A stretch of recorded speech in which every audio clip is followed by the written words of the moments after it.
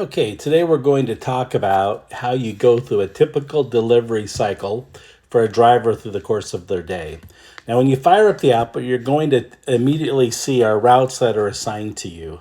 The first one has already been accepted by us, the second one could be accepted by us. We like that to be done earlier than later so that the dispatchers know that the route is going to be handled. So, once we get going here, let's start off by starting the process.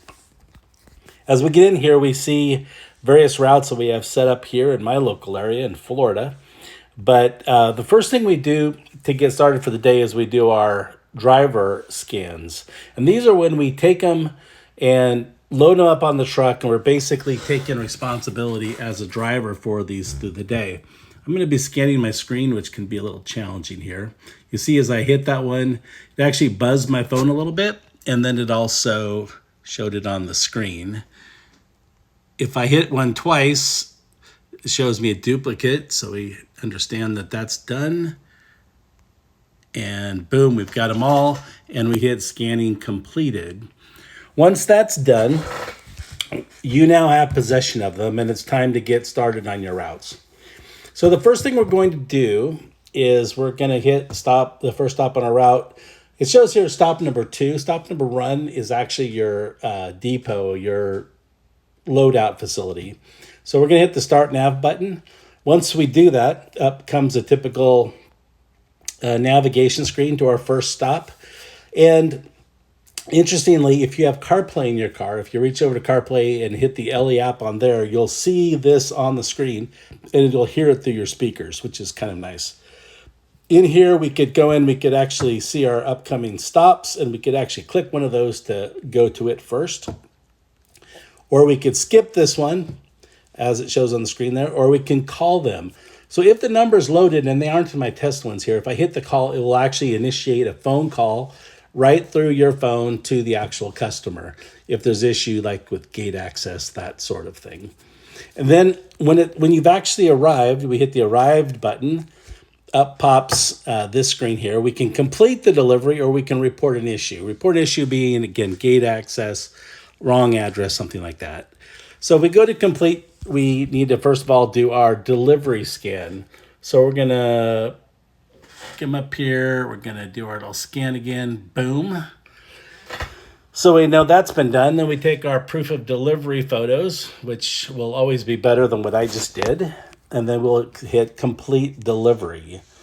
Now that will come back here and it will post the data off and we're able to go back into our navigation. The next stop being the library.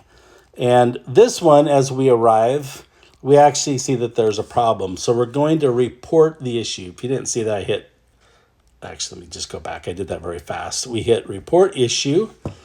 And then we can come here and we can say customer refused package, or I'm sorry, hit the damage link button.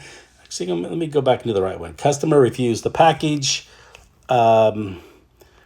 Wrong person or something like that, and we hit submit.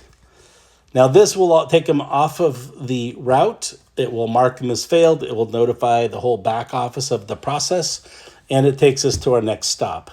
So as we go through the navigation to go to our Home Depot, we again hit arrived. We again complete our delivery and scan the package. And we could take a photo. If we've already taken a photo, we can pull it from our gallery, and then we can complete the delivery.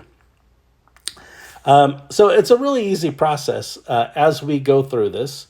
Along the way, also, we can do a preview and actually see what our overall entire route is like. I bet people would love to have a route that short. 4.8 miles, 13 minutes total duration. So it gives you a lot of information as you go along here. You notice there I was a little bit slow in reporting, so I went ahead and did a refresh literally by just pulling down on it. Now, if along the way there's something happens that we need to go back and change one, we can go to any of these shipments and reset the shipment, which basically says it's one we still need to do.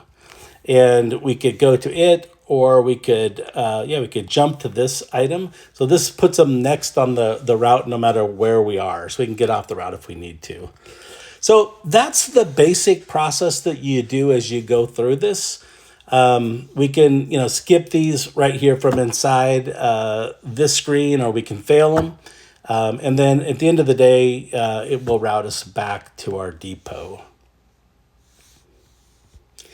That's the main process here. I would strongly encourage you to watch our next video, which is on the dispatcher process.